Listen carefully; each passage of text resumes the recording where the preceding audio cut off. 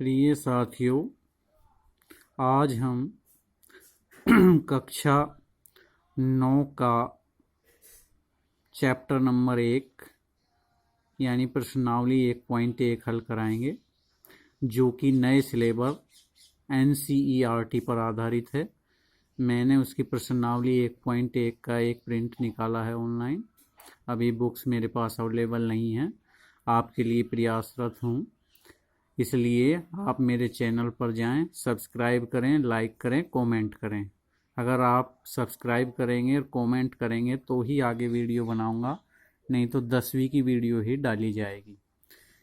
आप देखिए प्रश्नावली 1.1 में क्या है। नए सिलेबस के अनुसार परिमेय संख्याएं पढ़ेंगे हम। इसमें पहला प्रश्न है कि क्या शून्य एक परिमेय संख्या है? क्या इसे आप p बटे q रूप में लिख सकते हैं? यहाँ p और q पूर्णांक है और q is not equal to 0 है। यानी क्या कहा है, पहले तो ये बताओ कि ये परिमेय संख्या है या नहीं शून्य। फिर इसे p बटे q रूप में लिखा जा सकता है या नहीं।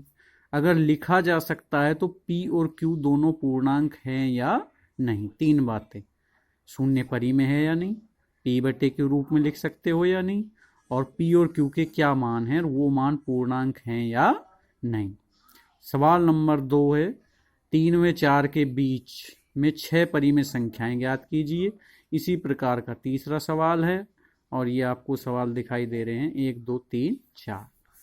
आज वीडियो के साथ साथ मैं हल इसलिए नहीं कर रहा हूँ, वीडियो लंबा हो जाता है, इसलिए मैंने एक पेपर पर पहले से हल किया हुआ है, उसमें आपको समझाता हूँ। पहला सवाल लेते हैं हम। देखिए आपका सवाल नंबर 1,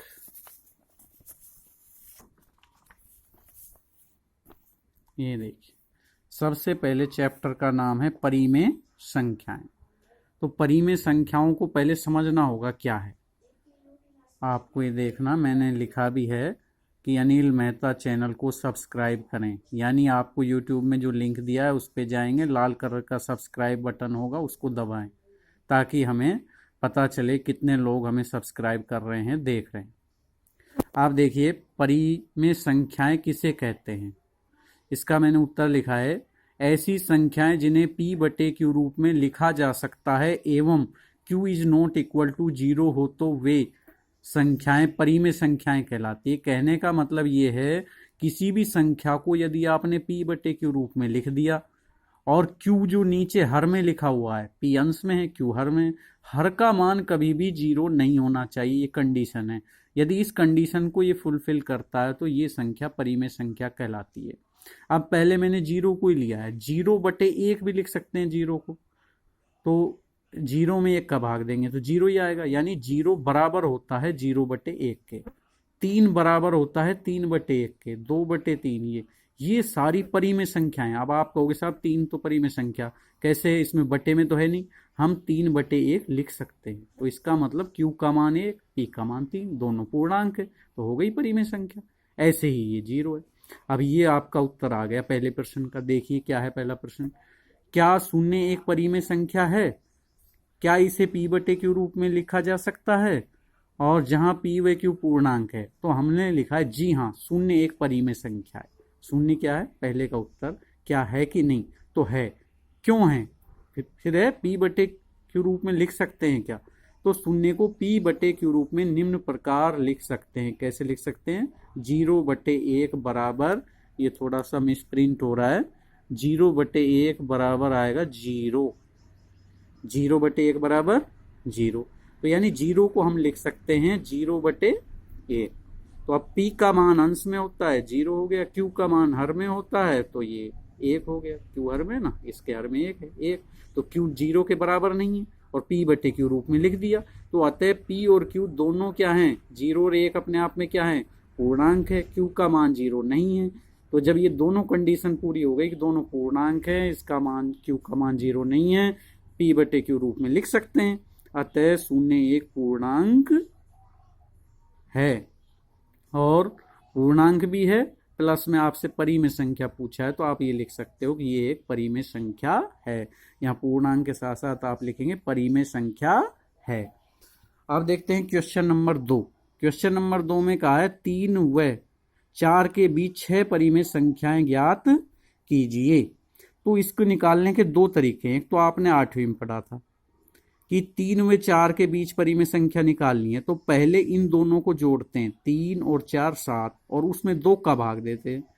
तो 3 + 4/2, यानी जो संख्या 2 दे रखी है उसमें 2 का भाग दे दो। 3 और 4 7, 7/2। तो एक इनके बीच आ गई 7/2। तो ये किसके बीच आई है? 3 और 4 के बीच। तो हमने इसको लिख दिया है 3 इधर 4 इधर, बीच में 7/2, कि ये 7/2 जो है 3 से बड़ा है और 4 से छोटा है। अब अगली परिमेय संख्या चाहे तो हम इन दोनों के बीच निकाल सकते हैं, चाहे तो इन दोनों के बीच निकाल। अब हम निकालेंगे 3 और 7 इन दोनों के बीच में। तो बीच की परिमेय संख्या निकालने के लिए क्या करेंगे? पहले 3, फिर प्लस में 7/2, 3 + 7/2, और इन दोनों को जोड़ के 2 का भाग।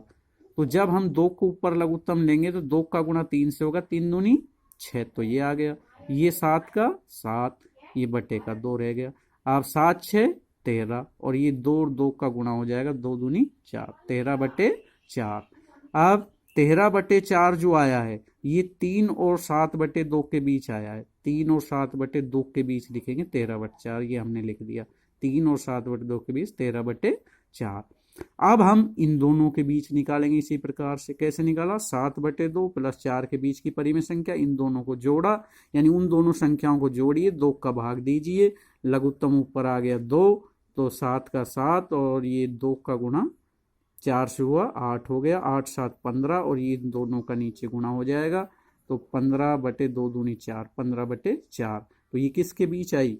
7/2 और 4, इन दोनों के बीच में लिखेंगे हम। कितना लिखेंगे? 15/4, ये लिख दिया, इन दोनों के बीच में 15/4।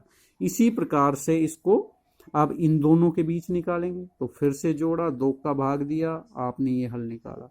इसी प्रकार से फिर हमने ये जो आपका आया 31/8 और 4, इनके बीच निकाला, यानी इन दोनों को जोड़ा, 2 का भाग दिया, ये 8 का नीचे आके गुणा होगा 16, ये दोनों जुड़ गए। बिल्कुल सेम ऊपर वाला प्रोसीजर लगेगा। इस प्रकार से अभी 5 हुई है। अभी आगे और निकालेंगे। ये देखिए, अब 3 और 13/4 के बीच निकाल लेंगे। जो पहला पेयर था ना हमारा, इधर देखिए पेज पे जो ये लिखा रहा है 3 और 13/4, इसके बीच निकाल रहे हैं। तो इसके बीच निकालने के लिए क्या करेंगे?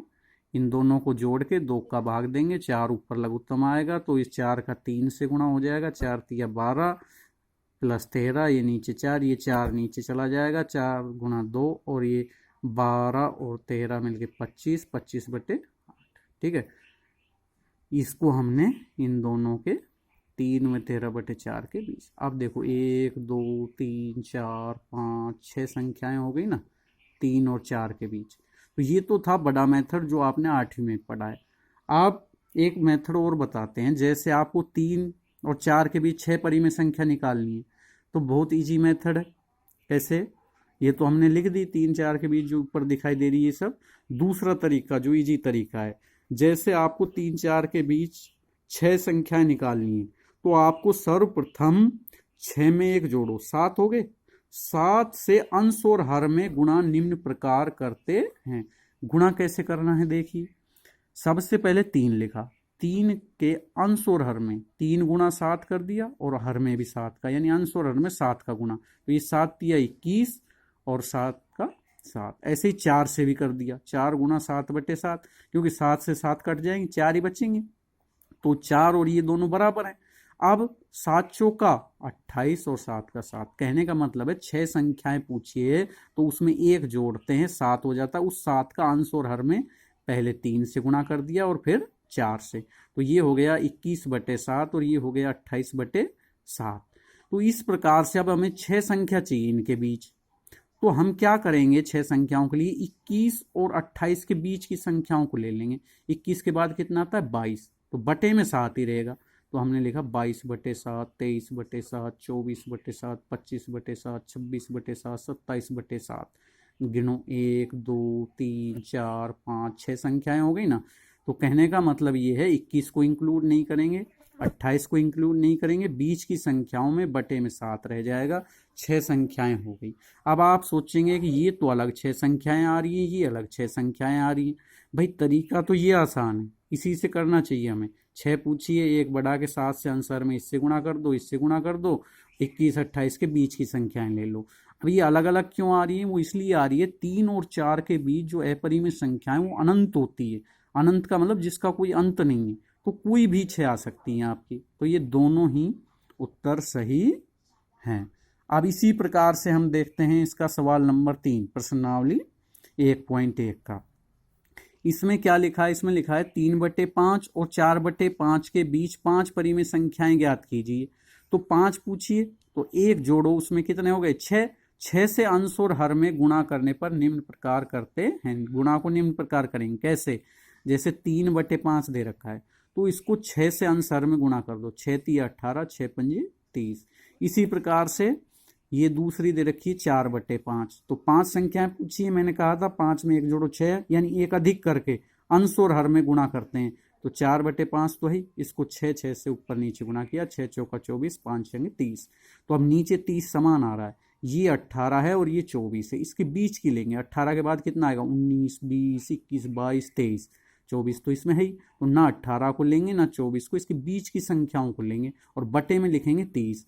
तो इसके बीच 5 परिमेय संख्याएं होंगी, 19/30, 20/30, 21/30, 22/30 और 23/30। अब गिनो, 1 2 3 4 5, 5 संख्याएं आई कि नहीं आई?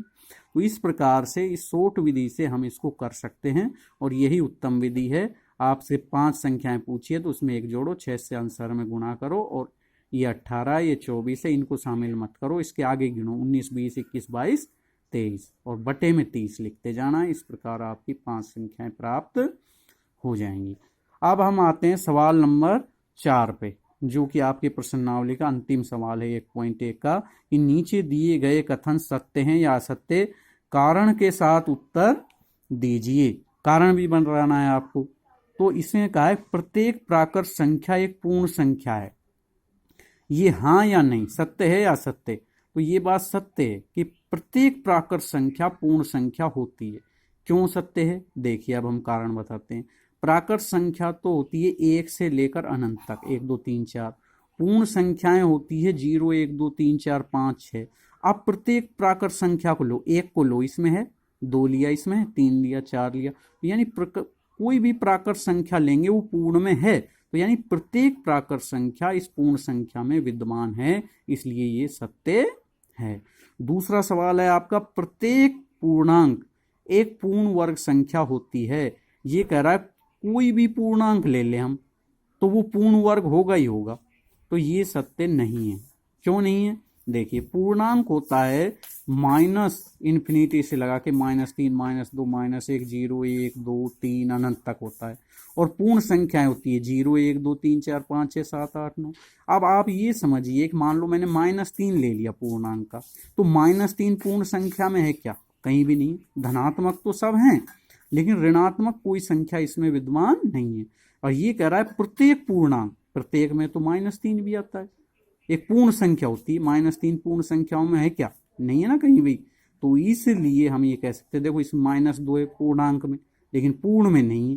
तो प्रत्येक पूर्णांक पूर्ण संख्या नहीं होती। तो ये जो कथन कह रहा है प्रत्येक पूर्णांक पूर्ण संख्या होती है, ये असत्य है। कारण पता चल गया ना कि पूर्णांक है, पूर्णांक है, हमने -3 ले लिया पूर्णांक, वो पूर्ण में कहीं दिखाई नहीं दे रहा, तो प्रत्येक पूर्णांक को हम नहीं कह सकते। हाँ, अगर आप देखोगे 0 1 2 3 तो ये तो सब मिलेंगे, लेकिन प्रत्येक की बात हो रही है तो -3 भी तो मिलना चाहिए, वो इसमें नहीं है। तो इसलिए ये सत्य नहीं है। अब तीसरा वाला देखिए, प्रत्येक परिमेय संख्या एक पूर्ण संख्या होती है। ये कह रहा है जो भी परिमेय संख्या होगी वो पूर्ण होगी होगी। तो आपको पहले ही बताया था, परिमेय संख्या को परिभाषित किया था, परिमेय संख्या वो संख्या है जिसे p/q रूप में लिख सकते हैं। तो मैंने उत्तर इसका बताया नहीं। क्यों बताया है? देखिए, परिमेय संख्या 0 है, 1 है, 2/3 है, 5/7 है, 22/7, ये सब परिमेय संख्या है, क्योंकि p/q रूप में लिख सकते हैं। 0 को तो आपने पहले सवाल में हल ही किया था।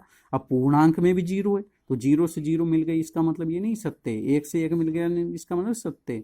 हमें तो प्रत्येक की कह रहा है, हम 2/3 लेते हैं, ये भी तो परिमेय संख्या है। अब 2/3 पूर्ण संख्याओं में कहीं भी विद्यमान नहीं है। क्यों? क्योंकि तो पूर्ण है, पूरी पूरी संख्याएं 1 2 3 4। बटे के रूप की कोई संख्या नहीं है। जैसे 2/3 परिमेय संख्या तो है, लेकिन यदि पूर्ण में ढूंढेंगे तो नहीं मिलेगी। 5/7 परिमेय संख्या तो है, लेकिन पूर्ण में ढूंढेंगे तो नहीं मिलेगी। इसलिए प्रत्येक परिमेय संख्या पूर्ण संख्या नहीं होती। तो ये कथन भी असत्य है। ये अपना मोबाइल नंबर है, नाम जानते हैं आप, ये अपना नाम है। और हम बार बार ये इसलिए दे रहे हैं कि चैनल को आप सब्सक्राइब करें, प्लीज़ सब्सक्राइब करें, लाइक करें, कमेंट करें, और किसी प्रकार की समस्या हो तो इन नंबर पर संपर्क करें। धन्यवाद।